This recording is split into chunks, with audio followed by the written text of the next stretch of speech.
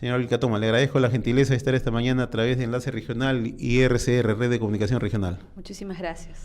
Bien, en realidad, se lo digo, llamó bastante la sorpresa inicialmente que usted conforme la lista de Keiko Fujimori. Como yo hice a modo de introducción, usted saltó a la opinión pública, porque mantenía usted un trabajo de perfil bajo en la Procuraduría Anticorrupción, pero saltó justamente porque denunció ante los medios, denunció ante la opinión pública presiones y además ya avisoraba un conjunto de elementos que dieron lugar justamente a investigaciones futuras. ¿Cómo así la convoca Keiko Fujimori? ¿Qué es lo que la trajo y cuáles fueron las propuestas que usted le llevó a Keiko Fujimori para formar parte de Fuerza Popular? Bueno, antes nunca había imaginado ingresar a este campo político. ¿Ya? Sin embargo, a raíz de las denuncias que realicé, de las denuncias que evidencié, ¿Ya? fui recibiendo una serie de invitaciones de casi todos los partidos políticos, excepto uno. Me reuní con varios líderes políticos, con varios asesores de estos líderes políticos también. Sin embargo, al principio yo no tenía tampoco esta intención de ingresar a la vida política. En forma posterior, en estas conversaciones, lo que a mí se me presentó como una prioridad era saber, conocer cuál era la decisión de ese líder que me convocaba, si tenía claro que el principal problema que tiene el Perú el día de hoy es la corrupción, y cuál era la decisión que iba a tener para luchar contra la corrupción y cuáles iban a ser esas políticas que debía implementar. ¿Y cómo así la convenció Keiko? En realidad, yo he podido conversar con casi todos los candidatos a quienes les hice llegar esta preocupación mía y a la vez hacerles conocer estas propuestas que ahora venimos planteando a través de Fuerza Popular. Y la verdad de los hechos es que yo no conocía a la señora Keiko Fujimori, conocerla fue un hecho fortuito. A partir de eso se planificó una reunión donde hice lo mismo que con las demás personas, ¿no? Les hice saber cuál era la visión o el diagnóstico que tenía en base al conocimiento y la experiencia de haber recorrido varios lugares del Perú con los casos más emblemáticos en corrupción y crimen organizado, y hacerles saber también la necesidad de tomar medidas urgentes por cualquiera de los candidatos que puedan tentar llegar al sillón presidencial. En esa medida la señora Keiko Fujimori escuchó estos planteamientos que fundamentalmente inician, ¿no? Por lograr la autonomía constitucional de las procuradurías en el Perú, que las instituciones también, los integrantes en las oficinas de control interno de las instituciones sean autónomos y que los ciudadanos, servidores públicos, funcionarios públicos, víctimas, agraviados o colaboradores eficaces que denuncien corrupción reciban una real protección por parte del Estado y una asistencia en forma posterior a haber brindado información. Antes de hablar de las propuestas justamente en materia de lucha anticorrupción, que es el motivo por el que le hemos invitado esta mañana, me gustaría ver cómo está usted observando el panorama electoral. Yo ayer tuve oportunidad de verlo en varios espacios, uno en Canal N y posteriormente en radioprogramas. Acá citamos las fuentes naturalmente. Y usted hace una invocación, o sea, hay que frenar la violencia, hay que evitar la incitación, hay que evitar la provocación. Me parece bien, en realidad.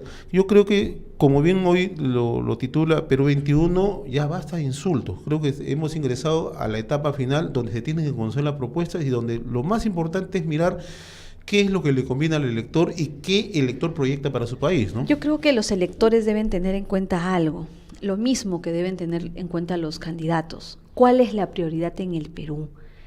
Tanto los ciudadanos y los candidatos deben saber que la prioridad en el país es combatir la corrupción. Lamentablemente, este flagelo ataca transversalmente todos los sectores.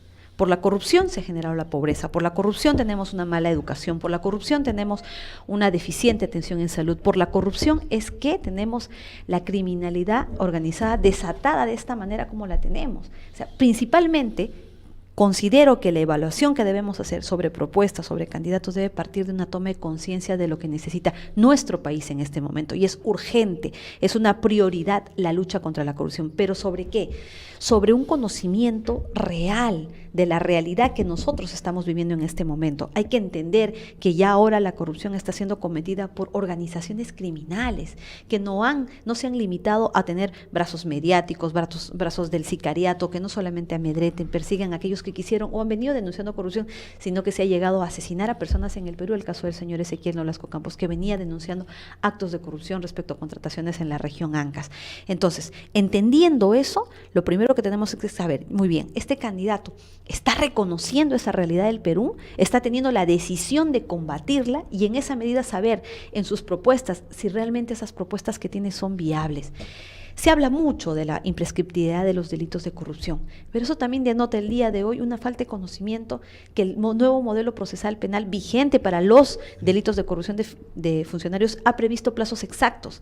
Hay situaciones en caso de complejidad que pueden ampliarse, pero ya el día de hoy no deberíamos hablar de prescripción de delitos por corrupción, sino la exigencia que por actos de corrupción no se dilaten los procesos o no se archiven a nivel de investigación preliminar o a nivel de etapa intermedia en el Ministerio Público. El diagnóstico lo conocemos, creo que hay estudios suficientes, hay percepciones suficientes que establecen que uno de los principales flagelos que tenemos es la corrupción. El país pierde no menos de 12.000 millones de dólares producto justamente de la corrupción.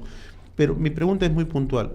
¿Cuáles son los elementos ejes de la lucha anticorrupción que plantea Fuerza Popular? ¿Qué tenemos que esperar nosotros los peruanos en un eventual gobierno de Fuerza Popular a partir del 28 de julio del presente año? Lo urgente en este momento es tener un procurador autónomo. ¿Qué tenemos el día de hoy? Un procurador de rodillas.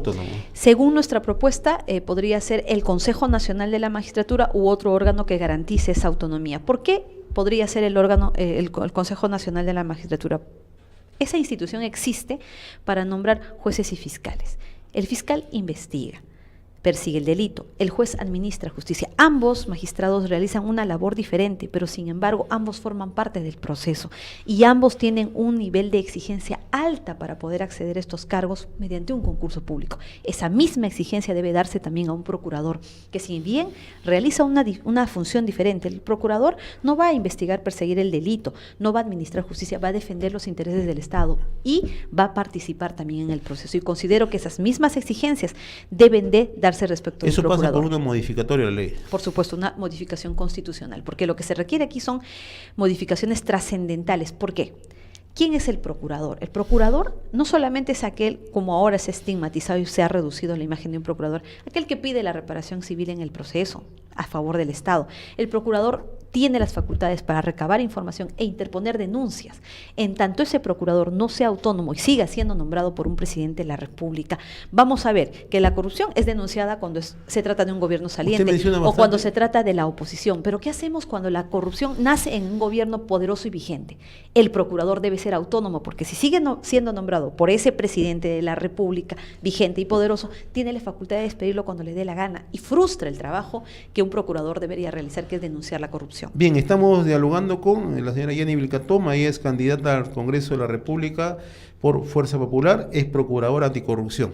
Usted está en sintonía a través de Enlace Regional, a través de RCR, Red de Comunicación Regional, llegando e interactuando con un conjunto de estaciones al interior del país. Usted ha mencionado, señora Vilcatoma, permanentemente la palabra autonomía. Digamos, le hago esta pregunta de una manera muy simple.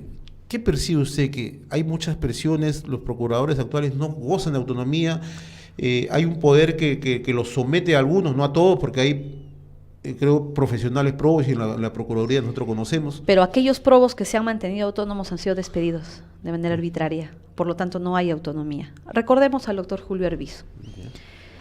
Estando dentro de la Procuraduría, yo he conocido de las serias desavenencias que el procurador tenía con el doctor Figalo. Es más, las razones por las que renunció son cuestionables. Se reveló una carta de renuncia que la tenían encarpetada y que de pronto se la sacaron a la prensa y él se encontró obligado a renunciar. Pero ¿acaso tuvimos un Julio Arbizu que denunció esas interferencias? No.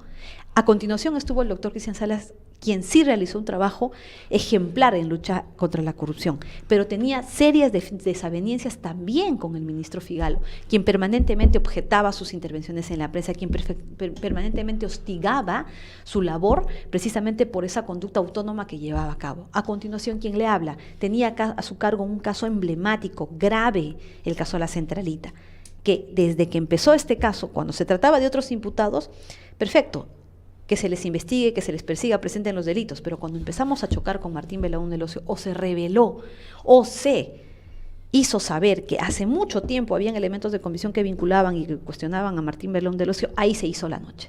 Ahí empezó el ministro Figueroa directamente a tener actos de interferencia, es decir, si la figura del ministro de Justicia es la misma del presidente del Consejo de Defensa Jurídica del Estado, que es, digamos, el que lidera todo el cuerpo de procuradores, ¿qué tenemos? A un presidente, ministro de Justicia, abogado del gobierno. ¿Qué veía usted? Te llaman a la hora que se les da la gana, te sientan en su despacho, te preguntan lo que ellos quieren, te piden documentación, te piden información. Es más, llevan a esas reuniones personas que no deberían estar y tampoco deberían tratar casos concretos. En el caso en el cual el doctor Daniel Figalo me convocó a su despacho para cuestionarme, reclamarme por qué le hacíamos imputaciones a Martín Belaúnde Elocio y estaba presente nada más y nada menos que el asesor presidencial Roy Gates, que hoy en día es el abogado de la primera dama y viene siendo una férrea defensa de todos estos graves cuestionamientos que recaen sobre la A mí sobre primera ese dama. tema, yo voy a tocarle más adelante un poco cuáles son las implicancias justamente de este escándalo, a raíz de las agendas, a raíz del caso Lava Jato, pero me gustaría un poco seguir incidiendo un poco en el tema anticorrupción. ¿Cómo sería en un eventual gobierno de Keiko Fujimori la participación de la ciudadanía en la lucha anticorrupción? Es importante. Considero, en atención a la realidad que hemos vivido, que los actos de corrupción más graves y de crimen organizado, porque ahora vienen estos dos flagelos en combinación, más difícil de combatir, han sido revelados por ciudadanos, han sido revelados por integrantes de las organizaciones criminales que se han acogido a colaboraciones eficaces, han sido revelados por la prensa, no por el Ministerio Público, por las autoridades competentes. Claro. Entonces, ¿qué ha pasado de manera concreta con estas personas? Si era un funcionario público, ha sido despedido, ha sido perseguido, ha sido denunciado. Si ha sido un ciudadano, ha sido, digamos, dilapidado en medios de prensa, ha sido perseguido. En mi caso, ¿qué ha sucedido cuando he evidenciado estos actos de injerencia? Ha sido despedida de manera arbitraria. En el caso de la doctora Julia Príncipe, ¿qué venía haciendo la doctora Príncipe participando activamente en el proceso que vinculaba a la primera dama en un delito de lavado de activos? Entonces, ¿había algún tipo de irregularidad para que sea despedida? Ninguna, simplemente el hecho de participar, pedir diligencias en esta investigación tan importante. Entonces, ¿qué necesitamos? Medidas reales de protección al ciudadano, porque el ciudadano ve, convive con las consecuencias de la corrupción, sabe dónde no existe ese colegio, sabe dónde el colegio está abandonado, sabe, está presenciando cuánto tiempo está demorando la obra, cuántos trabajadores hay, o puede aquel funcionario público en una oficina nombrado, por ejemplo, que todo lo ve, porque está presente ahí durante años, conoce la corrupción. ¿Qué necesitamos? Reales medidas de protección, que aquel servidor o funcionario público no sea despedido, inmediatamente se implementen medidas cautelares para que este funcionario no sea despedido. Actualmente la Contraloría tiene una oficina de denuncias y que tiene como medida cautelar que no se despida al funcionario, incluso si se le despide se declare nulo, pero usted vaya a la Contraloría, señor, le cambian los papeles, no lo quieren recibir, no le permiten interponer los recursos, filtran la información. Yo quisiera que hasta se hagan levantamientos del secreto de las comunicaciones de todos esos funcionarios para saber a qué obedece decisiones tan arbitrarias y tan, digamos, fuera de ley, incluso violando el objeto mismo de la creación de sus oficinas. En esa medida, ¿qué se tiene que hacer? Si se trata de un funcionario o servidor público, protegerlo de manera real, que no pueda ser despedido y que existan garantías para que ese funcionario más bien sea protegido. Si se trata de un ciudadano, perfecto, que se le dé medidas de protección. Realmente que funcionen las oficinas de protección de testigos y víctimas, que se les reciba las declaraciones con la protección de su identidad, que si se tiene que dar el ocultamiento de su paradero, exista todo un sistema de asistencia laboral, de salud, de vivienda, porque he sido testigo presencial, señor, de todos los colaboradores eficaces que se presentaron a brindar información importante que permitió que esta organización criminal que venía operando en la región Ancas cayera. Venían, daban la información, señor, no tenían para comer, no tenían para vestir, se enfermaban, no tenían una atención verdadera. Y luego, cuando ya habían otorgado toda la información y recibieron el beneficio, no tenían dónde vivir. Esas personas han vuelto a Chimbote y están viviendo ahí, siendo en este momento blanco de cualquier tipo de atentados. Eso tiene que acabar, porque el ciudadano tiene que sentirse seguro. El ciudadano, juntos, todos los ciudadanos del Perú debemos conformar un ejército para derrotar a la corrupción, pero en tanto el ciudadano sienta que lo van a perseguir, lo van a despedir, lo pueden matar, como el señor Ezequiel Nolasco, lamentablemente el ciudadano no va a denunciar. Por haciendo órganos autónomos, Ministerio Público y el Poder Judicial, ¿cuál es la percepción que tiene usted? ¿Y cómo se fortalecerían estas instituciones? Las organizaciones criminales en el Perú se han fortalecido y han operado en el tiempo por la impunidad que han gozado por parte del Ministerio Público y del Poder Judicial en manos de funcionarios o de magistrados corruptos. Hay funcionarios, hay magistrados, jueces y fiscales valientes que yo conozco y he visto que han procedido de acuerdo a ley, pero también los hay corruptos. Entonces, ¿qué es lo que tenemos que hacer? Identificar esos focos de corrupción dentro del Ministerio Público, dentro del Poder Judicial, y sean sus órganos de control los que realmente lleven procedimientos administrativos disciplinarios para lograr su destitución. Porque en tanto estos funcionarios continúen, la corrupción continúa, se siguen cobrando coimas y esto genera ¿qué? Impunidad. Tan grave es la consecuencia de la impunidad, es lo que vemos en la delincuencia. Un gran reto debe ser acabar con la delincuencia, pero no vamos a acabar con la delincuencia mientras que un juez o un fiscal realice mal su trabajo o por un acto de corrupción genere que finalmente un delincuente que ha sido capturado inicialmente sea liberado. ¿Por qué? Porque ese delincuente que siente que es intocable, y el mensaje que le da al resto de delincuentes también es que son intocables y que aquí no pasa nada. Entonces vuelven a cometer el delito porque saben que las autoridades... ¿Qué va a pasar con la provisionalidad? Porque ese es uno de los temas. La provisionalidad tiene que acabar. Tiene que haber más magistrados que sean titulares. Sin embargo, yo también debo reconocer que he visto a magistrados cobardes titulares, que por cuidar su futuro, que por cuidar su ascenso, que por cuidar su ratificación, no toman las decisiones que de acuerdo a ley, de acuerdo a las atribuciones que tienen, deberían tomar. Lo he visto de manera presencial. Y he visto fiscales provisionales, por el contrario, que se han cumplido su trabajo a cabalidad, incluso con el riesgo de ser despedidos con la sola emisión de una resolución y sin invocar ninguna causales. ¿Y son fáciles de separarlos del proceso, no? Por supuesto que sí.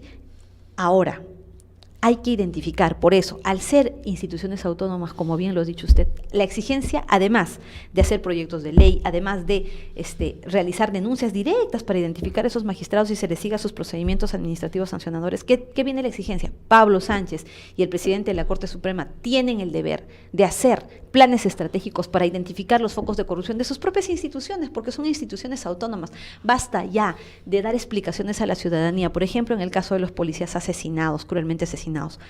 Estas personas habían sido ya investigadas y habían sido, por parte del Ministerio Público, se habían hecho peticiones de que sigan los procesos en libertad cuando habían elementos de comisión para que ellos sigan con una prisión preventiva el proceso. Entonces, cuando le preguntan al doctor Pablo Sánchez si él se encontraba en Francia a través de Canal N y le decían, señor, ¿qué pasó con sus fiscales? Permítanme hacer el informe, voy a pedir el informe. Oiga, señor, ¿acaso el fiscal de la Nación no debe ser el primero en saber qué es lo que está pasando en su institución? ¿Por qué? Porque los órganos de control interno, que son la Fiscalía Suprema de Control Interno y las oficinas desconcentradas a nivel nacional, realizan dos tipos de visitas: la ordinaria, que está planificada para todos los años, y la extraordinaria. Y cuando entra uno a una oficina, a un despacho fiscal, revisas todos: disposiciones, resoluciones, pedidos, proveídos, carpetas fiscales, y ahí se tienen que identificar este tipo de omisiones, de acciones irregulares, cuestionables, precisamente ¿para qué? Para que sean sancionados y sean finalmente destituidos, no hay otra forma.